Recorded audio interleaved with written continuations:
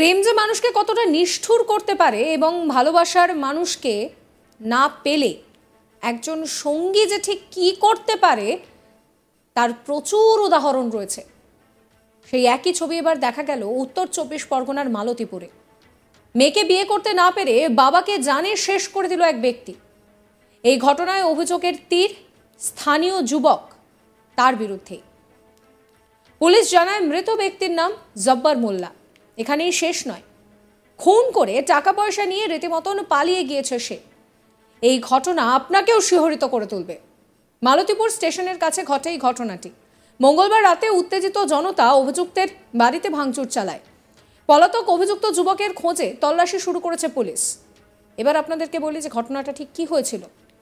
মঙ্গলবার রাতে সবজির পাইকারি ব্যবসায়ী জব্বার মোল্লা ব্যবসার কাজ সেরে ট্রেনে করে মালতীপুর স্টেশনে নেমে কোড়াপাড়ায় তার বাড়ি ফিরছিলেন। সেই সময় ট্রেন লাইনের ধারে তাকে ধরে আক্রমণ করে নাজিমউদ্দিন মোল্লা নামে ওই যুবক। ধারালো অস্ত্র নিয়ে রীতিমতন মারতে থাকে। চিৎকার চেঁচামেচিতে এলাকার মানুষজন ছুটে এলে নাজিমউদ্দিন সেখান থেকে পালিয়ে যায়।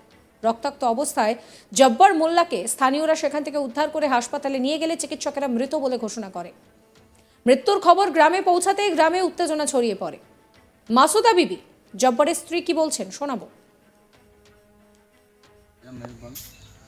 ওই শুকুরির ছেলে নাজিমউদ্দিন মেরেছে।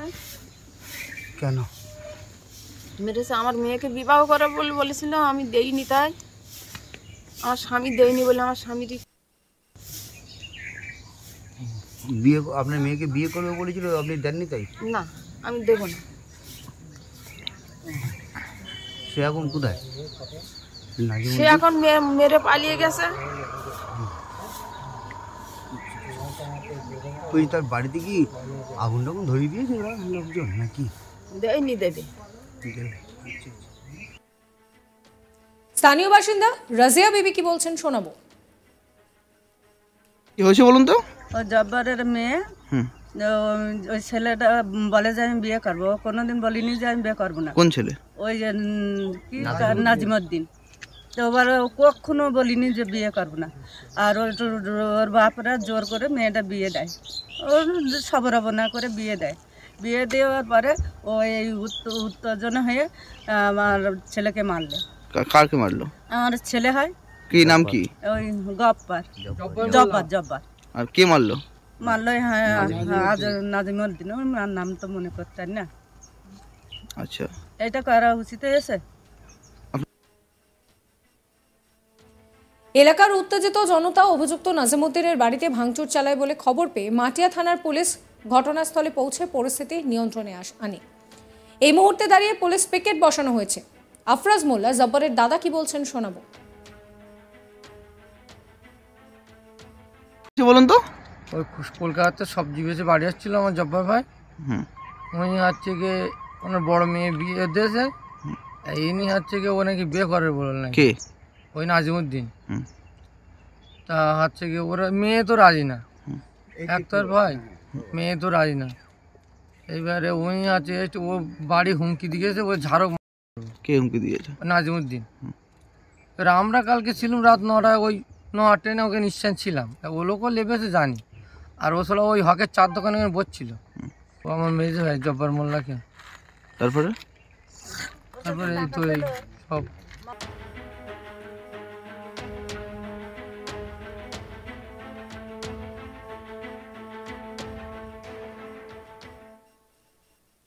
এই ঘটনাকে কেন্দ্র করে রীতিমতন চাঞ্চল্য ছড়িয়েছে। নাজিমুল জব্বরের জামাই কি বলছেন শোনাবো।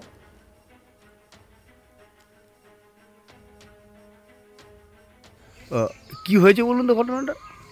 ঘটনাটা কালকে রাত্রিরে ঘটনাটা শ্বশুর বাড়ি এসেছিল। ছোট ছোট করে বললাম। আসার পরে একজন নাজিমউদ্দিন বলে ছেলে কোড়াপাড়ায় বাড়ি, নাম নাজিমউদ্দিন।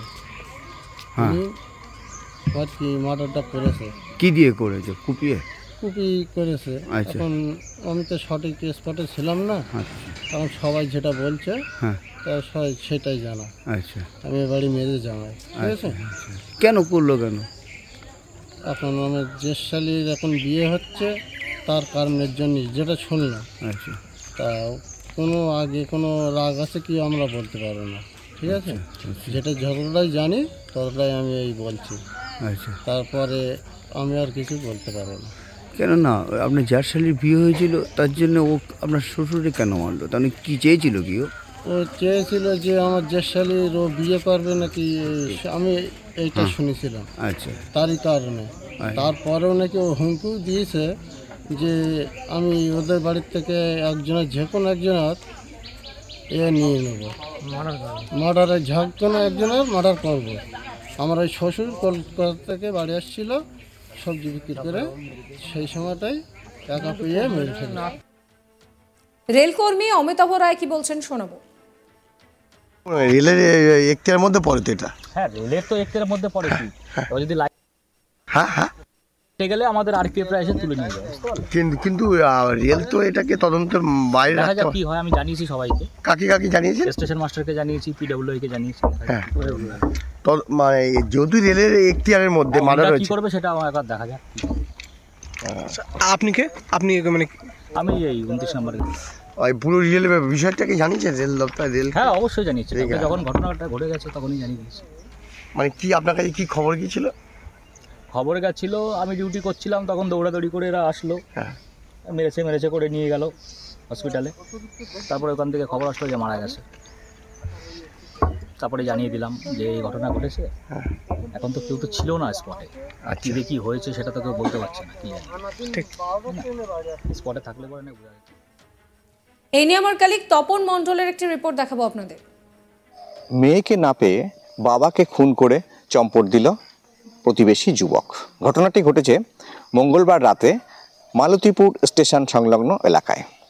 বারাসাত থেকে এই সবজির ব্যবসায়ী জব্বার মোল্লা, তিনি সবজি ব্যবসা অর্থাৎ সবজির ব্যবসার সূত্রে তিনি বারাসাতে গিয়েছিলেন এবং বারাসাত থেকে ব্যবসার পর আর মোটা টাকা নিয়ে এবং মেয়ের বাড়িতে যাবেন, অর্থাৎ মেয়ের বিয়ে দিয়েছেন সম্প্রতি, সেই মেয়ের বাড়িতে যাওয়ার জন্য বেশ কিছু কেনাকাটা করে তিনি বাড়ি ফিরছিলেন। সেই বাড়ি ফেরার রাস্তায় মালতীপুর স্টেশন যখন তিনি নামেন তখন এই যুবক অর্থাৎ যে নিজামুদ্দিন মোল্লা, যার বিরুদ্ধে অভিযোগ, সেই নিজামুদ্দিন মোল্লা তখন একটি চায়ের দোকানে বসে চা খাচ্ছিলেন বলে স্থানীয় সূত্রে জানা গিয়েছে। এরপরেই এই জব্বার মোল্লা যখন বাড়ি ফিরছিলেন তখন তাকে ট্রেন লাইনের পাশে পিছন থেকে ধারালো অস্ত্র দিয়ে কোপায় এবং গুরুতর জখম অবস্থায় তাকে উদ্ধার করে স্থানীয় বাসিন্দারা নিয়ে যান স্থানীয় হাসপাতালে নিয়ে যাওয়ার পরে কিছুক্ষণের মধ্যেই তার মৃত্যু হয়। এই ঘটনায় রীতিমতো চাঞ্চল্য ছড়িয়েছে মাটিয়া থানার কোড়াপাড়া এলাকায়। অর্থাৎ এই নিজামুদ্দিন মোল্লা, যিনি কুপিয়ে খুন করেছেন জব্বার মোল্লাকে, তাদের দুজনেরই বাড়ি কিন্তু একই পাড়ায়। সাবস্ক্রাইব করবেন আজ তাক বাংলার ইউটিউব চ্যানেলকে, ফলো করবেন হোয়াটসঅ্যাপ চ্যানেলও।